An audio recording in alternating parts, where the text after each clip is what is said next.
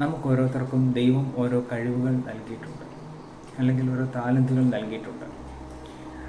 അത് ചിലർക്ക് പാടുവാനായിരിക്കും, ചിലർക്ക് പ്രസംഗിക്കുവാനായിരിക്കും, ചിലർക്ക് മറ്റുള്ളവരെ ആശ്വസിപ്പിക്കും. ഇരുൾ അടഞ്ഞ വഴികളിൽ തിരുനാളമാകുവാൻ ഇന്നത്തെ ചിന്ത. ദൈവനാമം വാഴ്ത്തപ്പെടുമാറാകട്ടെ. ഇന്നത്തെ ചിന്തയ്ക്ക് ആധാരമായി വിശുദ്ധ ലൂക്കോസ് എഴുതിയ സുവിശേഷം 16-ാം അധ്യായം അതിൻ്റെ 10-ാം വാക്യം വായിക്കുന്നു. അത്യല്പത്തിൽ വിശ്വസ്തനായവൻ അധികത്തിലും വിശ്വസ്തൻ, അത്യല്പത്തിൽ നീതികെട്ടവൻ അധികത്തിലും നീതികെട്ടവൻ. നമ്മുടെ കർത്താവായ യേശു ക്രിസ്തു തൻ്റെ പരിശുശ്രൂഷ വേളയിൽ വിശ്വസ്തരായിരിക്കുക അല്ലെങ്കിൽ വിശ്വസ്തത എന്ന വിഷയത്തെ ആസ്പദമാക്കി സാമ്യതയുള്ള ഉപമകൾ പ്രസ്താവിച്ചതായി നമുക്ക് കാണുവാൻ കഴിയും. വിശുദ്ധ മത്തായി എഴുതിയ സുവിശേഷം അതിൻ്റെ 25-ാം അധ്യായം 14 മുതലുള്ള വേദഭാഗങ്ങളിൽ, അപ്പോൾ തന്നെ ലൂക്കോസ് എഴുതിയ സുവിശേഷം 19-ാം അധ്യായം അതിൻ്റെ 11 മുതലുള്ള വേദഭാഗങ്ങൾ, നാം വായിച്ച കുറിവാക്യം, ഇവിടെയെല്ലാം വിശ്വസ്തത എന്ന വിഷയത്തെ ആസ്പദമാക്കി കർത്താവ് ഉപമകൾ പറഞ്ഞതായി നമുക്ക് കാണുവാൻ കഴിയും. അത് ഇപ്രകാരമാണ്. ഒരു യജമാനൻ കുറേ നാളത്തേക്ക് പരദേശത്തേക്ക് കടന്നു പോവുകയാണ്. അപ്പോൾ അവൻ തൻ്റെ ദാസന്മാരെ വിളിച്ചിട്ട് അവർക്ക് താലന്തുകൾ അല്ലെങ്കിൽ അവർക്ക് റാത്തൽ കൈമാറുകയാണ് ചെയ്യുന്നത്. ഒരു ദാസനെ വിളിച്ച് അവന് 1 താലന്ത് നൽകുന്നു, മറ്റൊരു ദാസന് 2 താലന്ത് നൽകുന്നു, അപ്പോൾ തന്നെ വേറൊരു ദാസന് 5 താലന്ത് നൽകുന്നു. അനേക നാൾക്ക് ശേഷം ആ യജമാനൻ തിരികെ വന്ന് അവരോട് കണക്ക് തീർക്കുകയാണ്. കണക്ക് തീർക്കുമ്പോൾ 5 താലന്ത് ലഭിച്ചവൻ അത് വ്യാപാരം ചെയ്ത് 5 കൂടെ നേടി. എന്നിട്ട് അവൻ യജമാനനോട് സംസാരിക്കുകയാണ്, യജമാനെ, അങ്ങ് 5 താലന്തല്ലേ എന്നെ ഏൽപ്പിച്ചത്, ഞാനത് വ്യാപാരം ചെയ്ത് 5 കൂടെ നേടിയിരിക്കുന്നു. അതുപോലെ തന്നെ 2 താലന്ത് ലഭിച്ചവനും യജമാനനോട് പറയുകയാണ്, യജമാനെ, അങ്ങ് 2 താലന്തല്ലേ എന്നെ ഏൽപ്പിച്ചത്, ഞാൻ 2 കൂടെ നേടിയിരിക്കുന്നു. ഇവരോട് യജമാനൻ പറഞ്ഞ വാക്ക് പ്രകാരമാണ്, നല്ലവനും വിശ്വസ്തനുമായ ദാസനെ, നല്ലവനും വിശ്വസ്തനുമായ ദാസനെ എന്നാണ് അവരെ വിളിക്കുവാൻ ഇടയായത്.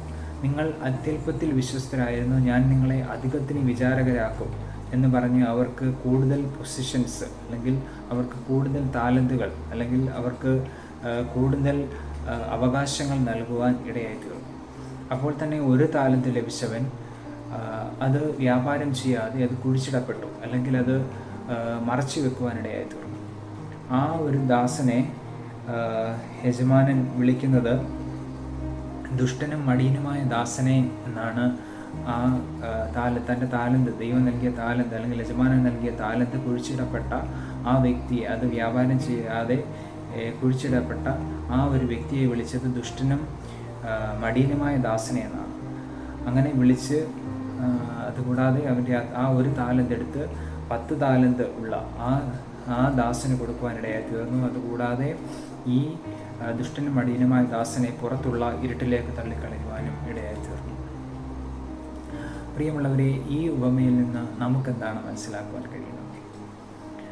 നമുക്ക് ഓരോരുത്തർക്കും ദൈവം ഓരോ കഴിവുകൾ നൽകിയിട്ടുണ്ട്, അല്ലെങ്കിൽ ഓരോ താലന്തുകൾ നൽകിയിട്ടുണ്ട്. അത് ചിലർക്ക് പാടുവാനായിരിക്കും, ചിലർക്ക് പ്രസംഗിക്കുവാനായിരിക്കും, ചിലർക്ക് മറ്റുള്ളവരെ ആശ്വസിപ്പിക്കുവാനായിരിക്കും, ചിലർക്ക് മറ്റുള്ളവരെ കേൾക്കുവാനായിരിക്കും. അങ്ങനെ പല വിധത്തിലായിരിക്കും ദൈവം നമുക്ക് താലന്തുകൾ നൽകിയിരിക്കുന്നത്. എവിടെയായിരുന്നാലും നാം വിശ്വസ്തരായിരിക്കുക. ദൈവം നൽകിയ കഴിവുകളെ എനിക്ക് ഇത്രമേ ഉള്ളല്ലോ എന്ന് പറഞ്ഞിട്ട് നാം അടങ്ങിയിരിക്കാതെ ആ ദൈവം നൽകിയ താലന്തുകളെ നാം ദൈവനാമ മഹത്വത്തിനായി ഉപയോഗപ്പെടുത്തുക. ദൈവം നമ്മെ എവിടെയാണോ ആക്കിയിരിക്കുന്നത് ആ സ്ഥാനത്ത് നാം വിശ്വസ്തരായിരിക്കുക. അപ്രകാരം വിശ്വസ്തരായിരിക്കുമ്പോൾ ആ 2 താലന്ത് ലഭിച്ചവർ, 5 താലന്ത് ലഭിച്ചവൻ തൻ്റെ യജമാനനോട് വിശ്വസ്തരായിരുന്നതുപോലെ നാമും നമ്മുടെ സ്വർഗത്തിലെ യജമാനനോട് വിശ്വസ്തരായിരിക്കുക. അപ്രകാരം നാം വിശ്വസ്തരായിരിക്കുമ്പോൾ നമ്മുടെ സ്വർഗത്തിലെ യജമാനൻ നമ്മെ ഇപ്രകാരം വിളിക്കുവാനിടയായിത്തീരും, നല്ലവനും വിശ്വസ്തനുമായ ദാസനെ എന്ന് നമ്മെ വിളിക്കുവാനിടയായിത്തീരും. അതുകൂടാതെ ദൈവം നമ്മെ അധികത്തിന് വിചാരകനാക്കുവാനും അധികം ഉയർച്ചകൾ നമുക്ക് നൽകുവാനും ഇടയായിത്തീരും. അപ്രകാരം